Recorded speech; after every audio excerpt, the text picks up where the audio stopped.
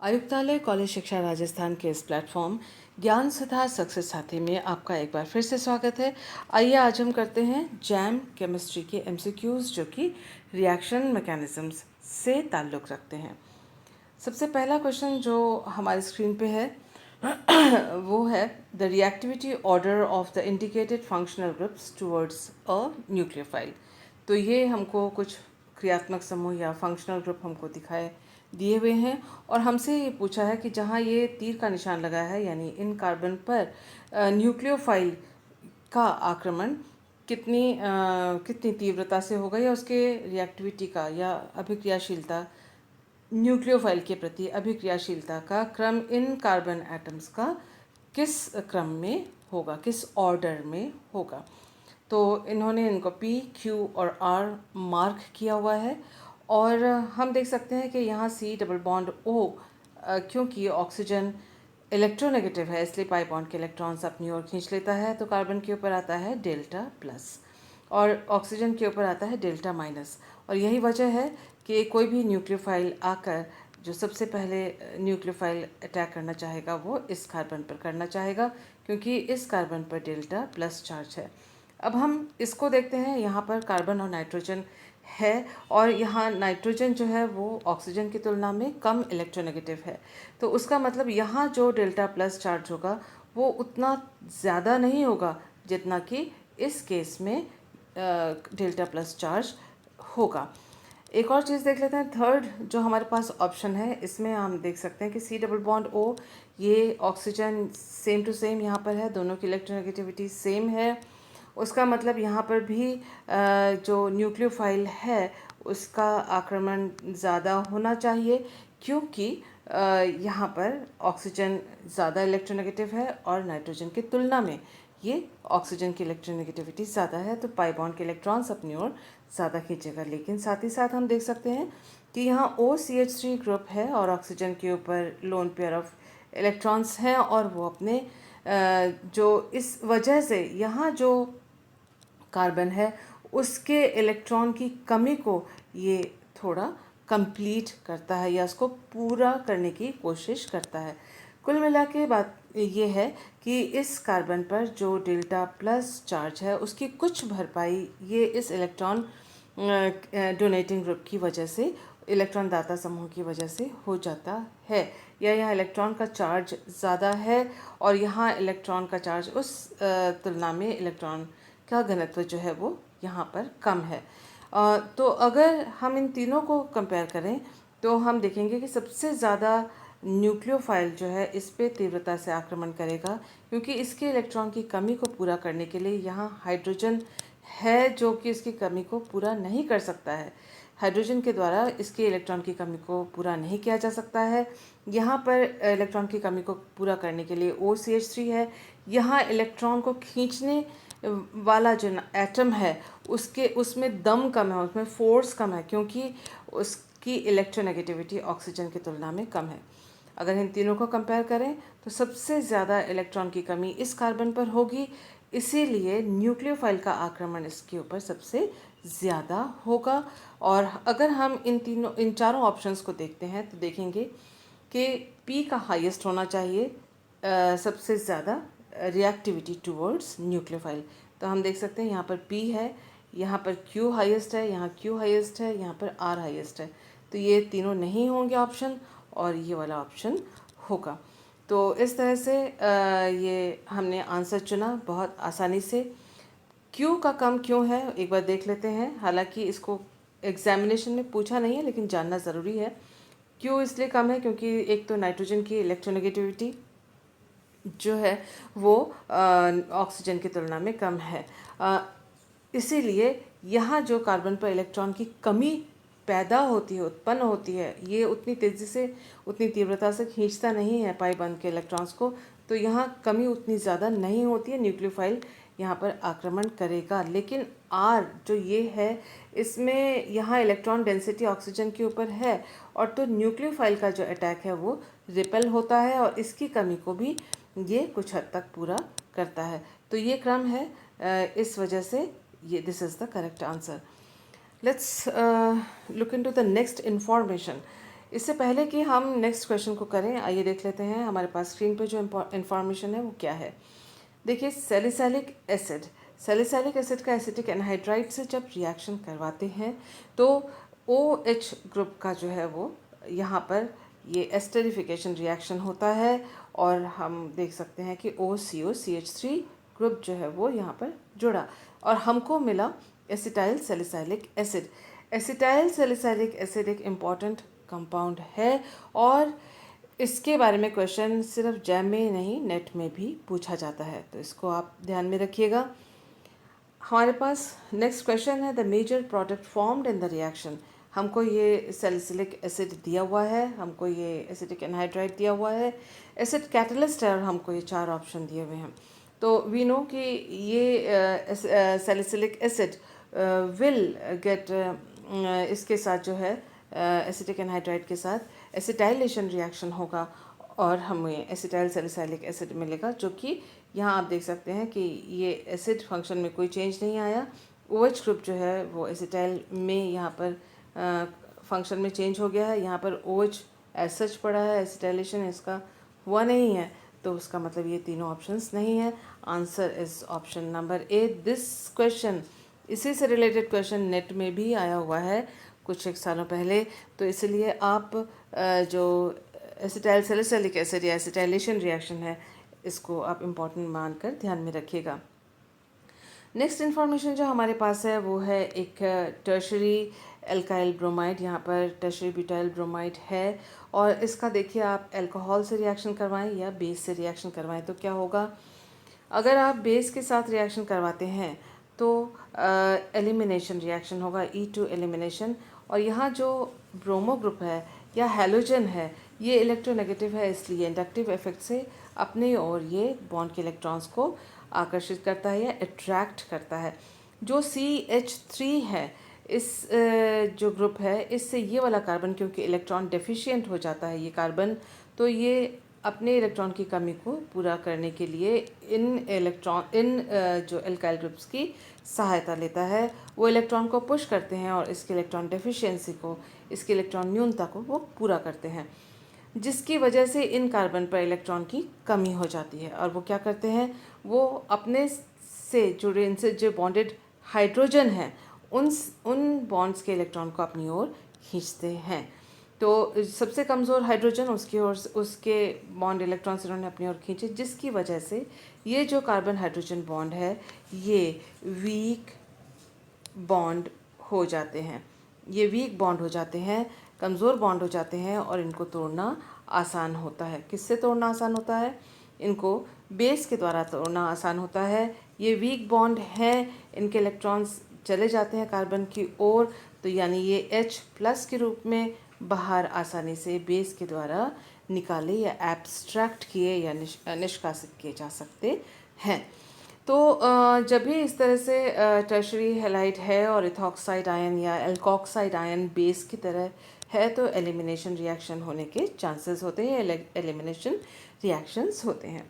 इसके अलावा अगर हम अल्कोहल से इसका रिएक्शन करवाते हैं तो आप देख सकते हैं कि इसमें ये जो एल्कोक्साइड आयन है वो यहाँ पर सब्स्टिट्यूट हुआ है, Br- जो है यहाँ से निकला है। अगर सब्स्टिट्यूशन हुआ है तो SN1 हुआ है तो यानी आयनाइजेशन से इस तरह से आपको प्रोडक्ट मिलेगा।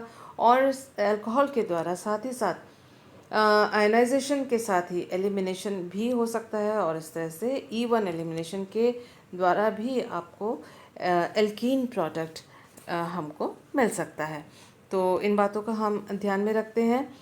एक और बात जो अपने को मालूम होनी चाहिए, देखिए दिस इज़ मिथॉक्साइड आयन और यहाँ से इसने हाइड्रोजन को एब्स्ट्रैक्ट किया और हम देख सकते हैं कि एलिमिनेशन रिएक्शन हुआ और टर्शरी ब्यूटाइल हैलाइड से या टर्शरी ब्यूटाइल ब्रोमाइड से हमको आइसोब्यूटिलीन प्राप्त हुआ।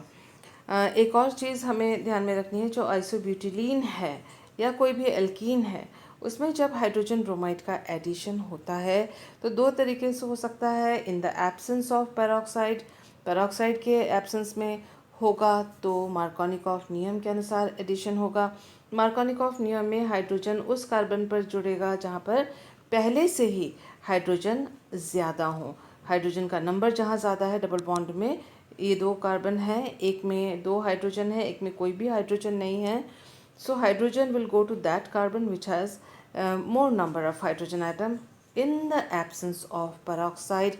और इस वजह से ये देखिए आप CH2 जो है CH3 में कन्वर्ट हो गया है, and halogen will go to the carbon which has less number of hydrogen. तो यहाँ पर इसके पास कोई हाइड्रोजन नहीं था इस डबल बॉन्ड के कार्बन में, तो वहाँ जाके हाइड्रोजन जाके जुड़ा है, और हमें ये more substituted alkyl halide product के रूप में मिला है, और ये मार्कोनिकॉफ नियम के अनुसार है।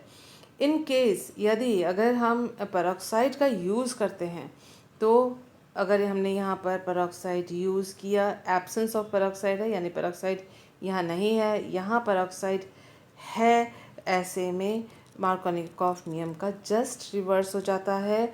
उसका मतलब हाइड्रोजन उस कार्बन से जुड़ेगा जहाँ पर हाइड्रोजन की संख्या कम है, या हाइड्रोजन जिस डबल बॉन्ड के कार्बन पर हाइड्रोजन का नंबर कम है उस पर हाइड्रोजन जाके जुड़ेगा, and bromo will go to add to that carbon जिस पे हाइड्रोजन ज़्यादा है। तो एज इसकी वजह से आप देखिए यहाँ पेरोक्साइड के उपस्थिति में Br जहाँ हाइड्रोजन ज़्यादा है उससे जुड़ा है, तो CH2Br में कन्वर्ट हो गया है, और ये हाइड्रोजन उस कार्बन से जुड़ा है डबल बॉन्ड के जहाँ हाइड्रोजन की संख्या, हाइड्रोजन का number of hydrogen is less, यहाँ there is no hydrogen, so hydrogen will add to that in the presence of peroxide. तो आप देखिए ये CH बॉन्ड यहाँ पर बना है। तो इस तरह से हमको ये दोनों प्रोडक्ट्स प्राप्त होते हैं in the absence of peroxide, in the presence of peroxide. तो ये दोनों चीज़ें हमने अपने ध्यान में रखी। And let's solve the next question. Identify K and M in the following reaction sequence. तो ये रिएक्शन हमको ये कंपाउंड दिया हुआ है, इसमें K और M क्या है हमें ये बताना है। हमने अभी अभी पढ़ा है कि NaOET सोडियम मेथॉक्साइड और इथेनॉल के प्रेजेंस में यहाँ पर ये टर्शरी ब्यूटाइल हैलाइड है, और तो एलिमिनेशन रिएक्शन होगा बेस की उपस्थिति में। तो ये Br और यहाँ से या किसी एक सारे के सारे, क्योंकि मिथाइल ग्रुप बराबर हैं, किसी एक मिथाइल ग्रुप से एक हाइड्रोजन यहाँ से चला जाएगा, H और Br यहाँ से हटेंगे और कार्बन के बीच में डबल बॉन्ड आएगा और हमको मिलेगा आइसोब्यूटिलीन। सो ये जो K है वो ये है। फिर इन्होंने ये प्रोडक्ट हमको दिया है। अब डबल बॉन्ड से यहाँ तक कैसे पहुँचे, तो हम देखते हैं कि यहाँ पर जो Br है वो कहाँ एडेड है, उस कार्बन से जहाँ पर हाइड्रोजन का काउंट, हाइड्रोजन का नंबर ज़्यादा है, वहाँ पर Br जुड़ा है, उसका मतलब यहाँ पर ऑक्साइड होना चाहिए। ऐड क्या होना चाहिए, HBr ऐड होना चाहिए इन the presence of hydrogen peroxide. तो ये M जो है वो ये रिएजेंट्स हैं। So this was quite easy. Let's look into the next information.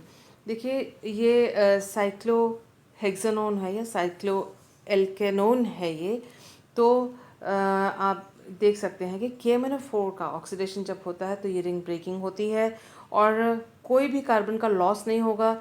यहाँ ये जो C डबल बॉन्ड O है वो COOH में, और ये जो साथ में जहाँ से क्लीव हुआ है, बॉन्ड क्लीवेज हुई है या बॉन्ड ब्रेकिंग हुई है, ये भी COOH में कन्वर्ट हो जाएगा। तो लेट्स काउंट। देखिए 1 2 3 4 5 एंड 6, 1 2 3 4 5 एंड 6। तो कोई भी कार्बन का लॉस नहीं हुआ है, बॉन्ड जो रिंग ब्रेकिंग हुई है, और दोनों सिरों में COOH यानी डाइकार्बोक्सिलिक एसिड हमें प्रोडक्ट के रूप में मिला है जब हम साइक्लोएल्केनोन का ऑक्सीडेशन KMnO4 के साथ करते हैं। तो पहले इन्फॉर्मेशन ये है। अब नेक्स्ट है कि जब इस तरह से डाइकार्बोक्सिलिक एसिड है उसका हम अल्कोहल के साथ इन द प्रेजेंस ऑफ एसिड हम उसका ट्रीटमेंट या रिएक्शन करते हैं, तो हम देख सकते हैं कि दोनों जो COOH दोनों एंड के थे वो जो है वो उनका एस्टेरिफिकेशन हो गया है, और आप देख सकते हैं कि CH2 4 है ये।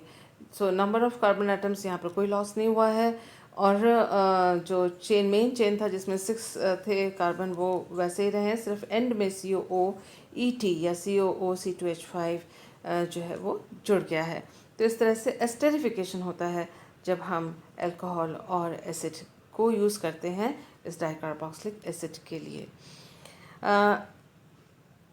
नेक्स्ट इन्फॉर्मेशन जो हमें मालूम होनी चाहिए वो है कि इस तरह से अगर डाई एस्टर हैं और हमने कोई बेस लिया है, पहले बेस से ट्रीट किया और फिर एसिड के साथ ट्रीट किया है, तो इसमें जो क्लेजिंग कंडेंसेशन की तरह रिएक्शन होती है और एक ही मॉलिक्यूल के दोनों सिरों के बीच में रिएक्शन हो जाती है और हमें एक साइक्लिक कंपाउंड मिलता है इस पूरे प्रोसेस को, जिससे कि जो इंट्रामोलिकुलर केमिकल रिएक्शन होता है डाई एस्टर का, जिससे कि बीटा कीटो एस्टर मिलता है। देखिए, this is alpha, this is beta, तो बीटा पे कीटो एस्टर, तो इस तरह से साइक्लाइजेशन रिएक्शन हुआ है। कंडेंसेशन, तो ये जो है एक डिकमैन साइक्लाइजेशन, डिकमैन कंडेंसेशन रिएक्शन कहलाता है। आइए देख लेते हैं कुछ और इन्फॉर्मेशन। देखिए, अगर ओपन चेन कंपाउंड है, ये रहा, इससे पहले वाला जो है वो भी ओपन चेन कंपाउंड ही था, लेकिन उसको उस तरह से दिखाया हुआ था, देख लीजिए। सो this is open chain compound, उसी को इस तरह से गोल करके घुमा के इसलिए लिखा गया है ताकि इसको बनाने में इजी हो। ये देखिए, इनमें और ये इसमें और यहाँ पर जो है वो बॉन्ड बन गया है, ये बॉन्ड बना है और ये वाला ग्रुप जो है वो यहाँ पर है।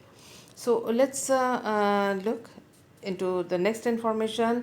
ये ओपन चेन कंपाउंड है, डाईइथाइल एडिपेट है, यहाँ पर 4 कार्बन है, यहाँ पर 2 कार्बन है, 6 कार्बन है, एडिपिक एसिड है, उसका एस्टर है ये डाईइथाइल एस्टर, और सोडियम मेथॉक्साइड के साथ इसका कंडेंसेशन रिएक्शन करवाया गया है जो इंट्रामोलिकुलर रिएक्शन है, क्योंकि दोनों सिरे आपस में रिएक्ट कर जाते हैं, तो इस तरह से बीटा कीटो एस्टर हमको मिला है। मैकेनिज़्म अगर आप इसका देखना चाहें तो बहुत ही आसान है, देखने में बड़ा लग रहा होगा लेकिन बहुत ही इजी और लॉजिकल मैकेनिज़्म है। आप इसको एक आध बार लिखेंगे अपनी कॉपी में तो ही आपको याद हो जाएगा। देखिए, C डबल बॉन्ड O, और यहाँ पर CH2 था, उसका एक हाइड्रोजन अलग करके दिखाया गया है, इसलिए क्योंकि उसको जो ये बेस है इथॉक्साइड या एल्कोक्साइड आयन, वो यहाँ से एब्स्ट्रैक्ट करके ले जा रहा है H+ के रूप में। हमने अभी थोड़ी देर पहले पढ़ा था कि C डबल बॉन्ड O जो है यहाँ पर ऑक्सीजन इलेक्ट्रोनेगेटिव है, पाई बॉन्ड के इलेक्ट्रॉन्स अपनी ओर खींच लेता है, जिस वजह से इस कार्बन पर इलेक्ट्रॉन, कार्बोनाइल कार्बन पर इलेक्ट्रॉन डेफिशिएंसी, इलेक्ट्रॉन की कमी हो जाती है। इलेक्ट्रॉन की कमी हो जाने की वजह से वो साथ वाले बॉन्ड से इलेक्ट्रॉन अपनी ओर खींचना शुरू कर देता है, और साथ वाले कार्बन के साथ जो हाइड्रोजन है, उस कार्बन हाइड्रोजन बॉन्ड के इलेक्ट्रॉन्स ये साथ वाला कार्बन अपनी ओर खींचना शुरू हो जाता है। कुल मिला के द ओवरऑल रिजल्ट इज़ कि ये CH बॉन्ड जो है वो वीक बॉन्ड हो जाता है और हाइड्रोजन अपना इलेक्ट्रॉन खोने लगता है, और इसके ऊपर एक डेल्टा प्लस चार्ज आया हुआ होता है, और इसका फ़ायदा उठाते हुए कोई भी जो बेस है वह इस हाइड्रोजन को आसानी से H+ के रूप में निकाल के ले जाता है। कुल मिला के हमें ये कहना चाहिए कि this hydrogen is active hydrogen, या इसे कहते हैं हम acidic hydrogen. So acidic hydrogen है, इसीलिए इसको कोई भी बेस आराम से एब्स्ट्रैक्ट करके एज H+ निकाल कर यहाँ से ले जाता है। As a result of which enolate ion बनता है, और यहाँ पर आप इसका दूसरा तरीका ये हो सकता है, ये माइनस चार्ज यहाँ पर आ जाता है क्योंकि H+ यहाँ से निकल गया, ये इलेक्ट्रॉन यहाँ शिफ्ट हुआ, ये इलेक्ट्रॉन यहाँ शिफ्ट हुआ, जिस वजह से ये इनोलेट आयन बनता है। तो ये इनोलेट आयन बना है मध्यवर्ती या इंटरमीडिएट, और फिर इसका इंटरनल अटैक होता है। देखिए, ऑक्सीजन वापस O- इलेक्ट्रॉन्स जो हैं कार्बन ऑक्सीजन के बीच में शिफ्ट हो रहे हैं, तो C डबल बॉन्ड O बन गया, और ये पाई बॉन्ड के इलेक्ट्रॉन्स जो हैं वो इस कार्बन जो कार्बोनाइल कार्बन है उसके ऊपर उसने बॉन्ड बनाया, तो यहाँ और यहाँ एक बॉन्ड, इस जगह और इस जगह पे एक बॉन्ड बना है। तो ये OR इस कार्बोनाइल कार्बन के साथ जुड़ा हुआ है, और ये यहाँ पर इलेक्ट्रॉन का शिफ्ट हुआ ऑक्सीजन के ऊपर माइनस चार्ज आ जाता है इस वजह से। देखिए, ये यहाँ गया और ये इसके ऊपर इसने इलेक्ट्रॉन्स को अपनी ओर खींच लिया, तो O- ये बन गया है, और इस कार्बन के बीच में एक बॉन्ड बना है जो कि ये वाला बॉन्ड है। कैसे पता करेंगे? 1 2 3, बीच में 3 है, 1 2 3, ये बीच में 3 छूट गए हैं और पहला और पांचवें ने आपस में बॉन्ड बनाया है। और उसके बाद आप देख सकते हैं कि O माइनस अपना चार्ज वापस C डबल बॉन्ड O के C और ऑक्सीजन, कार्बन और ऑक्सीजन के बीच में शिफ्ट कर रहा है, क्योंकि OR माइनस अपना OR जो ग्रुप है वो एल्कोक्साइड आयन यहाँ से निकल रहा है अपना बॉन्ड तोड़कर, अपने बॉन्ड के इलेक्ट्रॉन्स को लेकर। तो आप देख सकते हैं कि ये C सिंगल बॉन्ड O टूट गया and double bond O create हुआ है। और फिर उसके बाद आप यहाँ से जो एक बेस है वो उसने यहाँ से एब्स्ट्रैक्ट किया प्रोटॉन को, क्योंकि ये एसिडिक हाइड्रोजन है, और इस तरह से वापस इनोलेट आयन बना, देन उसका प्रोटोनेशन हुआ। कुल मिला के आपको यहाँ मिला है बीटा, और बीटा पे कीटो एंड एस्टर। और क्या हुआ है, ये जो ओपन चेन कंपाउंड था वो क्लोज चेन कंपाउंड में चेंज हो गया है, परिवर्तित हो गया है। किस तरह का? कीटो ग्रुप में, कीटो कंपाउंड में परिवर्तित हो गया है, और यहाँ पर एस्टर ग्रुप इस पोजीशन पे लगा हुआ है। इस इंफॉर्मेशन के साथ लेट अस टू देखिए, ये this is an important name reaction, इसको आपको ध्यान में रखना है। और आप इसको, इस इंफॉर्मेशन को अगर आपके पास ऑलरेडी आपके दिमाग में है तो आप एग्जामिनेशन में जो क्वेश्चन है उसको इजीली सॉल्व कर सकते हैं। ये क्वेश्चन नंबर 42 है और इसका पार्ट ए है। पार्ट ए में जो है NPQ इन्होंने पूछा हुआ है कि NPQ क्या है इसके अंदर। ये हमें साइक्लोहेक्सेनोन दिया हुआ है, एल्कलीन KMnO4 H3O प्लस। तो जैसे ही इन्होंने एल्कलीन KMnO4 दिया हुआ है, हमें मालूम है कि रिंग तो इसकी खुल जाएगी और ये ऑक्सीडाइज हो जाएगा और 6 कार्बन चेन टोटल बनेगा, यानी एडिपिक एसिड बनेगा। तो जो N कंपाउंड है एडिपिक एसिड बनेगा, आयन बनेगा O माइनस, और प्रोटोनेशन के बाद COOH और COOH हो जाएगा। तो यहाँ पर प्रोटॉन का काम है COO माइनस को प्रोटोनेट करना, और हमको ये एडिपिक एसिड उत्पाद के रूप में मिला। तो जो कंपाउंड N है वो एडिपिक एसिड है। अब एडिपिक एसिड जब मिला है उसका बेस के साथ रिएक्शन करवाया गया है, और बेस के साथ रिएक्शन करने पर क्या होगा, एस्टरिफिकेशन होगा।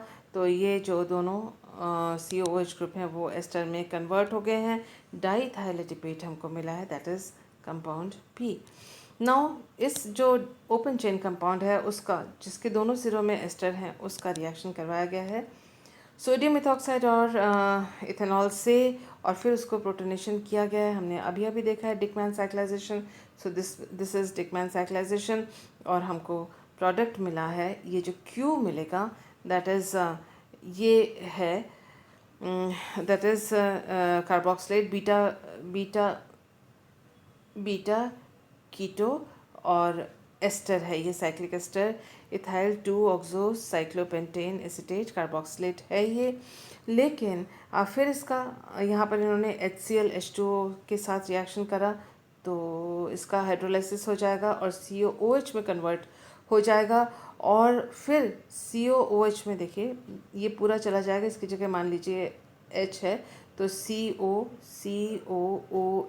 यहाँ इस पूरे की जगह COOH जुड़ा हुआ होगा, और जब हम इसको हीट करेंगे तो इसमें से कार्बन डाइऑक्साइड निकल जाएगा। तो इस कार्बन से सीधे सिर्फ एक हाइड्रोजन जुड़ा हुआ रहेगा, तो COO2 निकल जाएगा, इस कार्बन से सिर्फ हाइड्रोजन जुड़ा हुआ रहेगा, that is cyclopentanone will be the product. तो इस तरह से हमने इस प्रोडक्ट को आसानी से पा लिया। नेक्स्ट रिएक्शन को क्वेश्चन को करने से पहले आइए जान लेते हैं हॉफमैन एलिमिनेशन रिएक्शन कब होते हैं। देखिए, टर्शरी क्वाटरनरी जो अमोनियम सॉल्ट्स होते हैं उनका जब हम ट्रीटमेंट करते हैं, अगर वो हेलाइड हैं तो हेलाइड का ट्रीटमेंट अगर हम करते हैं सिल्वर ऑक्साइड के साथ, तो जो हेलाइड्स हैं उसकी जगह, यानी हेलाइड्स हैं उसकी जगह OH माइनस जुड़ जाता है, आ जाता है, और फिर जब उसको हीट करते हैं तब उसमें एलिमिनेशन रिएक्शन होता है और डबल बॉन्ड हमको प्राप्त होता है, और साथ ही मिलता है एक एमीन, टर्शरी एमीन। तो ये है हॉफमैन एलिमिनेशन। एग्जांपल आपके स्क्रीन पे है, ये देखिए, ये नाइट्रोजन और इस पे एक CH3, एक CH3 जुड़ा हुआ है, यहाँ C2H5 है, यहाँ टर्शरी ब्यूटाइल ग्रुप है। तो ये क्वार्टरनरी अमोनियम है, नाइट्रोजन के ऊपर है प्लस चार्ज। ठीक उसी तरह से यहाँ पर देखिए आप, ये एक एमीन है और मिथाइल आयोडाइड के साथ इसका सोडियम हाइड्रोक्साइड के सॉल्यूशन में रिएक्शन करवाया गया। तो ये एक एक करके हाइड्रोजन हटते चले जाएंगे और एक एक करके मिथाइल ग्रुप लगता चला जाएगा इसमें। और आप देख सकते हैं 3 मिथाइल ग्रुप लगे हुए हैं और पहले से ही इसके पास ये अल्काइल ग्रुप बड़ा सा था। कुल मिला के ये क्वाटरनरी अमोनियम में बदल गया है, ये भी क्वाटरनरी अमोनियम है। इसके बाद जब सिल्वर ऑक्साइड या AgOH के साथ ट्रीट करते हैं तो OH की जगह आ जाता है, सॉरी Br की जगह आ जाता है OH। तो आप यहाँ भी देख सकते हैं कि यहाँ आयोडीन था और AgOH के साथ रिएक्शन करवाते हैं तो इसकी जगह OH लग जाएगा। फिर उसको जब हम हीट करते हैं तब बॉन्ड ब्रेकिंग होती है। देखिए हॉफमैन एलिमिनेशन के लिए ज़रूरी है कि बीटा कार्बन पर हाइड्रोजन हो। तो हम ढूंढते हैं कि इसमें बीटा कार्बन है ही नहीं, इसमें बीटा कार्बन है ही नहीं, तो उनसे हाइड्रोजन एलिमिनेट नहीं हो सकता। यहाँ बीटा हाइड्रोजन है, बीटा हाइड्रोजन इधर है और बीटा हाइड्रोजन इधर है, तो बीटा कार्बन होना चाहिए। यहाँ बीटा कार्बन नहीं है, बीटा कार्बन नहीं है, ये अल्फ़ा कार्बन है, अल्फ़ा कार्बन से ये बीटा कार्बन तीन जुड़े हुए हैं। ठीक उसी तरह से ये एक अल्फ़ा कार्बन है, ये एक अल्फ़ा कार्बन है जो नाइट्रोजन से सीधे जुड़ा हुआ है और उससे अल्फ़ा कार्बन से जुड़ा हुआ है एक बीटा कार्बन। तो ये ब्लू से ये बीटा यहाँ पर शो किए हुए हैं, इन जगहों से हाइड्रोजन जा सकता है। तो यहाँ से हाइड्रोजन जुड़ेगा, जाएगा, निकल जाएगा, एलिमिनेट होगा और कार्बन हाइड्रोजन बॉन्ड जो है वो टूटेगा, या तो ये या तो ये। तो हम देखते हैं कि यहाँ देखिए 93% जो है वो इस तरह से टर्शरी ब्यूटाइल ग्रुप के टूटने पर बना है। देखिए ये वाला जो ग्रुप है, बड़ा ग्रुप है, स्टेरिक एंडोरेंस कर रहा है, तो ये कार्बन नाइट्रोजन बॉन्ड ये वाला टूटेगा और यहाँ से एक हाइड्रोजन, इन ये तीनों क्योंकि बराबर हैं तो इन तीनों में से किसी एक का हाइड्रोजन चला जाएगा।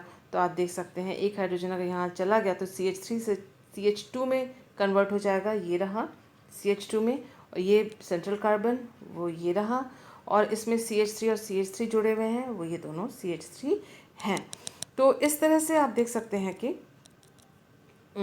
यहाँ ये कार्बन हाइड्रोजन बॉन्ड क्लीवेज होने पर ये एल्कीन हमको मिला, और जो टर्शरी अमोनियम एमीन जो बचा है उसमें दो मिथाइल ग्रुप और ये इथाइल ग्रुप ये रहा उसमें जुड़ा हुआ है।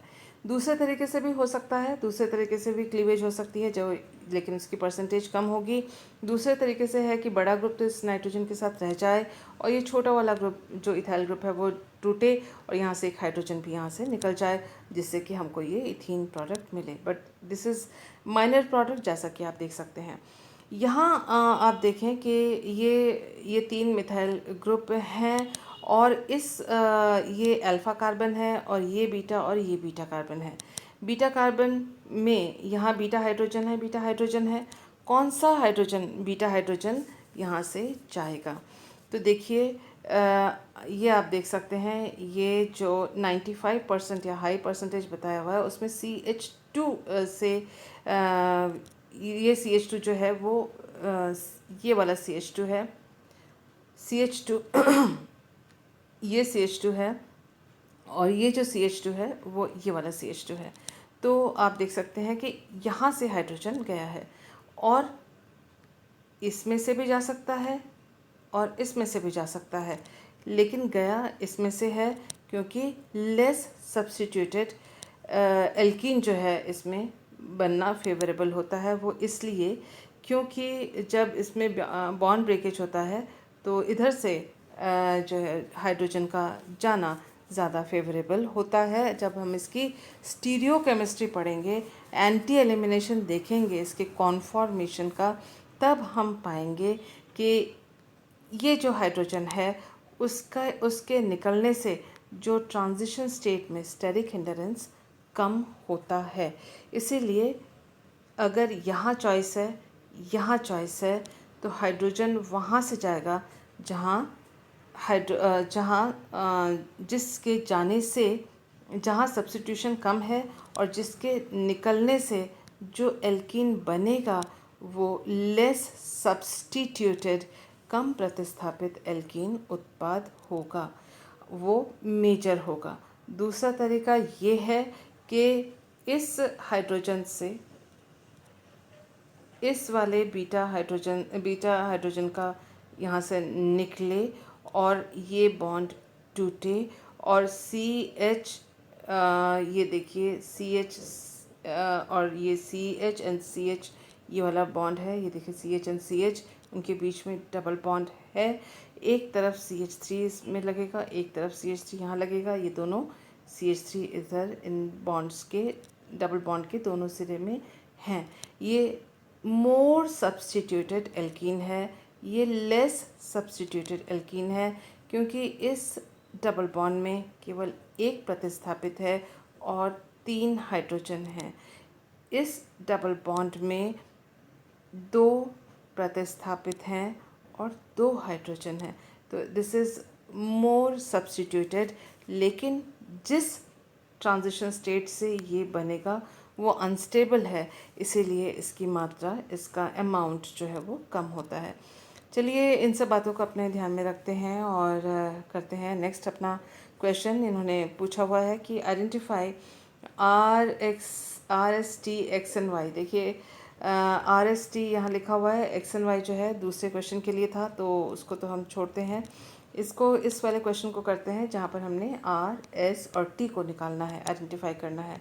हमको ये क्वाटरनरी एमोनियम आयन दिया हुआ है और इसमें OH ग्रुप पे लगा हुआ है, यानी सिल्वर हाइड्रोक्साइड वाला जो स्टेप है इन्होंने कर रखा है, हेलोजन हटा रखा है और इसको हीट करने के लिए कहा है।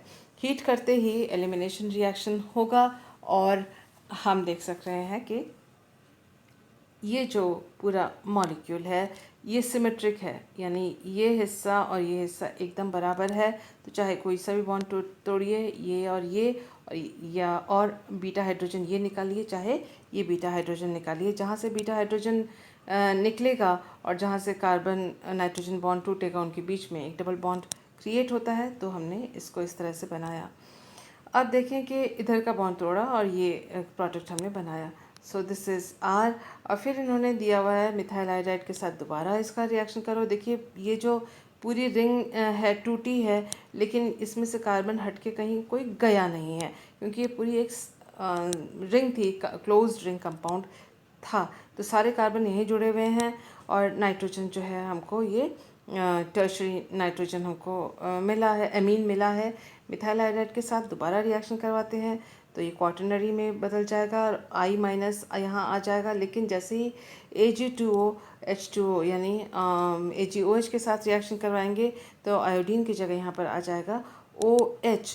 फिर इसको जब हम हीट करेंगे तो हीट करने पर दिस इज़ आर, आपको ध्यान में रखना है। और हीट करने पर जो है ये वाला बॉन्ड अब की बार यहाँ से टूटेगा, क्योंकि यहीं पर ही बीटा हाइड्रोजन है। ये तीनों जो है मिथाइल ग्रुप हैं, ये साथ में ही जुड़े हुए रहेंगे। तो ये बॉन्ड टूटेगा तो NMe3 यहाँ पर आ जाएगा, दैट इज़ T। और ये बॉन्ड क्योंकि टूटेगा और यहाँ से हाइड्रोजन बीटा हाइड्रोजन निकलेगा और ये बॉन्ड टूटेगा, तो यहाँ एक डबल बॉन्ड क्रिएट होगा, जो कि ये रहा। तो हम देख सकते हैं कि अब के यहाँ से भी टूट गया तो ये वाला हिस्सा अलग होके ये रहा आ गया है और यहाँ double bond and these two are the new this is the new double bond which has been created by this elimination reaction.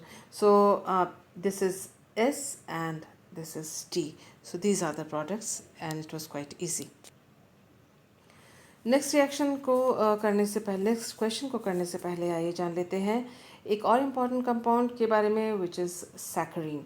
Saccharin के ऊपर कई क्वेश्चंस आते हैं और कॉम्पिटिटिव एग्जामिनेशंस में आते हैं और इसके 2 सिंथेसिस हैं। एक सिंथेसिस जो है वो एंथ्रेनोलिक एसिड से शुरू हुआ है, जिसको मोमी सिंथेसिस कहते हैं। और आप देख सकते हैं कि एंथ्रेनोलिक एसिड और उसके बाद डायजोटाइजेशन किया है, डायजोनियम आयन के रूप में ये चेंज हो गया है। और उसके बाद फिर आप देख सकते हैं कि SO2 और कॉपर के साथ इसको सल्फोनिक एसिड में इसको चेंज किया है और N2 यहाँ से निकल गया है। देन हेलोजनेशन किया है तो सल्फोनाइल क्लोराइड में कन्वर्ट हुआ है। इस दौरान जो मिथाइल एस्टर ग्रुप है उसमें कोई चेंज नहीं आया है। फिर उसका जो है इस सल्फोनाइल क्लोराइड को एमोनिया से रिएक्ट करने पर ये सल्फोनामाइड बना, और फिर सल्फोनामाइड का जो है हीट के साथ एसिड के साथ अगर हम ट्रीट करते हैं तो साइक्लाइजेशन और एमाइड यहाँ पर बनता है, और इस तरह से सैकरीन हमको दिस इज सैकरीन हमको प्राप्त होता है। तो this is one of the synthesis.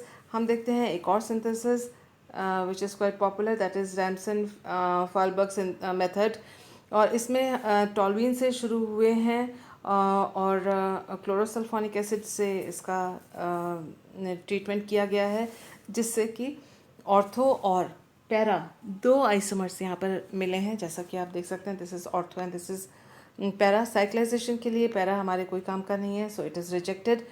Ortho को लेके आगे बढ़ते हैं और इसका एमोनिया के साथ रिएक्शन करने पर Cl की जगह NH2 आता है और सल्फोनामाइड ऑर्थोटोलुइन सल्फोनामाइड हमको मिलता है।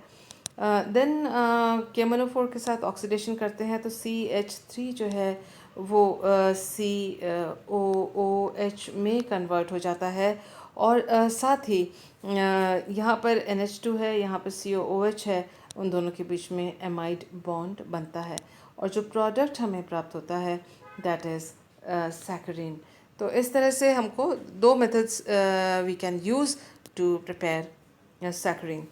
सो the next question here is, देखिए identify RS T Y and X and Y दिया हुआ है।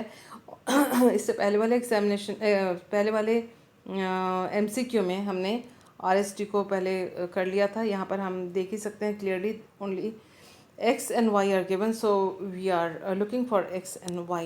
तो X and Y क्या है, हमने अभी सारा रिएक्शन पढ़ा है। ये सल्फोनाइल क्लोराइड है, ऑर्थोटोलुइन सल्फोनाइल क्लोराइड है, एमोनिया के साथ रिएक्शन हुआ है तो नेचुरली एमाइड बनेगा, और आप देख सकते हैं कि ये हमारा कंपाउंड होगा जो कि X है। और उसके बाद इसका KMnO4 के साथ ट्रीटमेंट किया है। KMnO4 के साथ ट्रीटमेंट करने पर CH3 जो है वो COOH में कन्वर्ट हो जाएगा, और फिर हीट और HCl के साथ ये रिंग क्लोजर होगा और सैकरीन बनेगा, और Y इसका सैकरीन का मॉलिक्यूल होगा। So I hope this video was useful to you. Thank you for being with me.